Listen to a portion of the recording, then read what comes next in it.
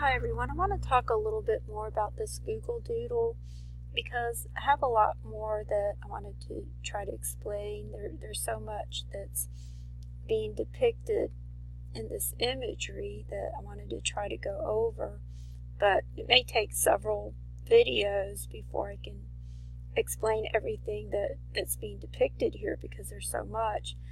But I just wanted to say this may seem like old news because this was on March 17th, on St. Patrick's Day, that this Google Doodle came out. But what I've come to understand is that it's not really about St. Patrick's Day. I don't believe that's what's important. I believe what's important is the number 17.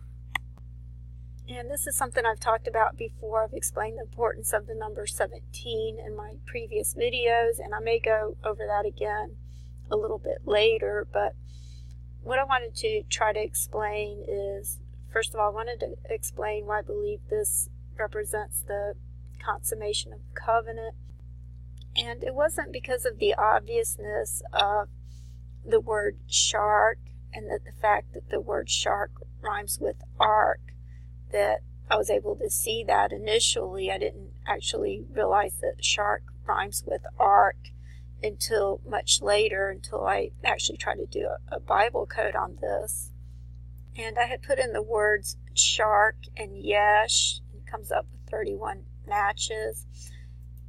And it wasn't until I noticed that the word shark actually crosses the word ark that I realized that the word shark rhymes with ark, and you see the word yesh is meshed in with that. But this was coming up in Genesis 8:18, which is exactly where the second Advent table comes up. And as you can see, this is second Advent, yesh, year, Obama, beast are the words in this table.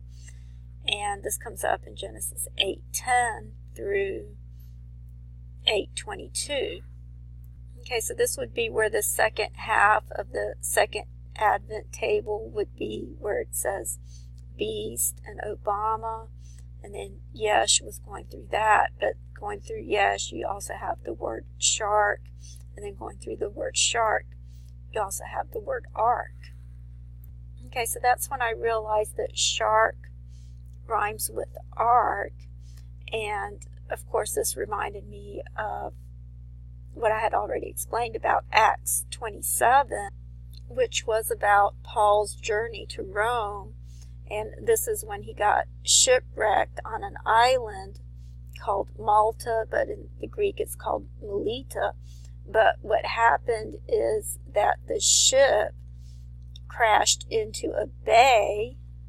And this is something that I had understood for a while, but it wasn't until this took place, I guess it was on January 3rd, when a replica of Noah's Ark actually crashed into a port.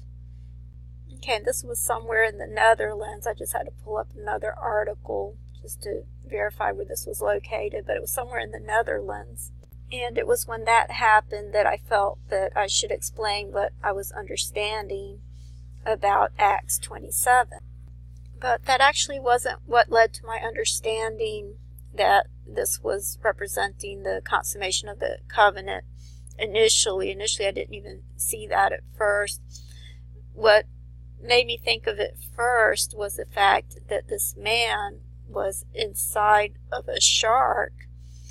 And this reminded me of Jonah. Of course, Jonah was inside of a fish. The Bible says, it doesn't actually say a whale, but the only fish that would probably be big enough to swallow a human would be a whale or a shark. And so it reminded me of Jonah.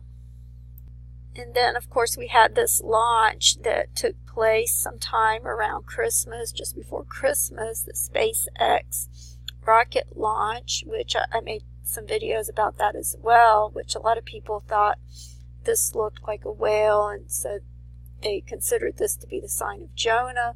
And I have made some videos of how I believe this looks like a sperm.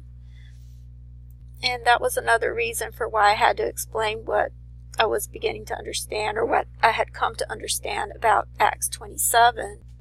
Okay, so this man can actually represent the bride because the shark represents the ark, and then the bride would be inside of the ark, which would be a type and shadow of when Noah and his family were inside the ark. And so it would also be a representation of the 276 souls that were inside the ship that were saved and that escaped to Melita in chapter 28. And I've talked about how I believe the number 28 represents the year 2018, and 27, I believe, represents the year 2017. And of course, this Google Doodle was on March 17th. And like I said, I believe the number 17 is what's important.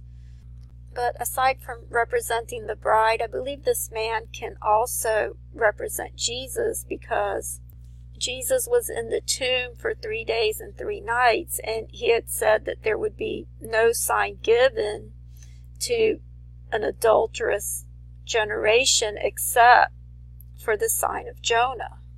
And incidentally, it was in Jonah 1:17, which is 1:17, where it said the Lord provided a great fish to swallow Jonah, and Jonah was inside the fish 3 days and 3 nights. So again, you have the number 17. But it was actually when I did a table where I put in words that describe this imagery over here. And then I had put in the words tree of life, because I just wanted to know, just wanted to understand the mysteries of what God is talking about. And so I had put in 2 words, and then I put tree of life, and it came up with 10 matches. And I'm just going to show you the matrix of one of the matches. It came up in Jonah. Okay, and so that was from Jonah 1:9 to 2:1. And so you see this verse comes up over here, Jonah 1:17. Okay, now when you put those same 2 words and you put in tree of life and then you put in the word Jesus, it only comes up with 1 match. And it's very interesting where this match comes up, because it comes up in John 20. But what's interesting is this verse right here, which looks like 2017, which I'll explain in a minute.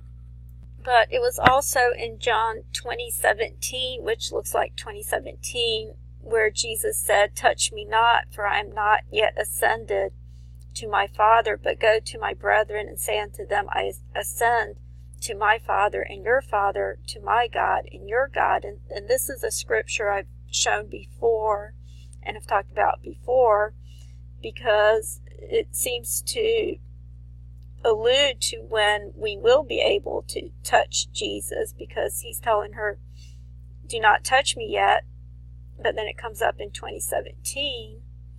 Okay, and if you look at the meaning of the word touch, and this is something that I've talked about in my video about the 2 mountains, and I talked about how God told the 72 elders, first he said not to go up the mountain. He said that anyone that goes up the mountain or touches the mountain would be stoned or they would die. And this is in contrast with Hebrews 12:18. And I'll just read it from here so you can see the image, but it says, You have not come to a mountain that can be touched, and that is burning with fire, to darkness, gloom, and storm, to a trumpet blast, or to such a voice speaking words that those who heard it begged that no further word be spoken to them, because they could not bear what was commanded. If even an animal touches the mountain, it must be stoned to death. The sight was so terrifying that Moses said, I am trembling with fear. So it's saying you have not come to a mountain that can be touched when all this is going on, but you have come to Mount Zion and to the city of the living God, the heavenly Jerusalem, to an innumerable company of angels. And it's interesting that this is coming up in verses 22 and 23. And in verse 23 it says, to the church of the firstborn, whose names are written in heaven. Okay, so it was in verse 18 where it says, you are not come into a mountain that might be touched. And I talked about the word for touch in Hebrews 12:18, and I'll talk about this word a little more later. But in John 20:17, it uses another word for touch, where it said, Jesus saith unto her, touch me not, for I am not yet ascended to my Father, but go to my brethren and say unto them, I ascend unto my Father and your Father, and to my God and your God. And if you look at the word for touch, it's this word in the Greek, which means to fasten oneself, to adhere to, cling to touch, of carnal intercourse with a woman or cohabitation. Okay, so that would be further down in this table in John 20:17, but over here in verse John 27, where the semicolon makes this also look like 2017, it's really interesting where this comes up, because again, this is when Jesus just came out of the tomb. But I'll go ahead and read the entire table. And once again, this table is on the words, the two words that describe this imagery over here, and then the word tree and life, and then Jesus, and there was only one match, and this is where it came up. And it says, she runneth therefore and cometh to Simon Peter and to the other disciple whom Jesus loved, and saith unto them, they have taken away the Lord out of the tomb, and we know not where they have laid him. Peter therefore went forth, and the other disciple, and they went toward the tomb, and they ran both together, and the other disciple outran Peter, and came first to the tomb, and stooping and looking in, he seeth the linen cloths lying, yet entered he not in. Simon Peter therefore also cometh following him, and entered into the tomb, and he beholdeth the linen cloths lying, and the napkin that was upon his head, not lying with the linen clothes, but rolled up in a place by itself. Okay, and you may be familiar with this tradition that's talked about here. It's a Hebrew tradition that if the master of the table folds the napkin, then that means that he's coming back, as it says over here. It says, but if the master got up from the table, folded his napkin, and laid it beside his plate, the servant would not dare touch the table, because the servant knew that the folded napkin meant, I'm not finished yet. The folded napkin meant, I'm coming back. Okay, and so this is coming up in verse 27, which looks like 2017. And over here it says that Peter went into the tomb in verse 6, and he found that the napkin folded, and then entered in therefore the other disciple also. And the other disciple would be John, which I've explained before how John represents the bride, who came first to the tomb, and he saw and believed. Okay, now I also did a table where I put in the two words that describe this image, and then I put in the word Obama, and it came up with just one match. It begins with Ezekiel 16:63, but then it goes on to Ezekiel 17, where it's talking about the riddle of the two eagles. And I can break this down in another video and explain how this is all about the mark of the beast and about DNA. But I'll have to do that in the next video since I'm just about out of time. But once again, I believe that the other covenant, the mark of the beast, is also being represented in this imagery as well. As always, you have a true and a false. But I have a lot more that I want to talk about. I want to talk about this wall and the significance of the white stone. But I'll have to do that in the next video since I'm out of time. Thanks for watching, and God bless you.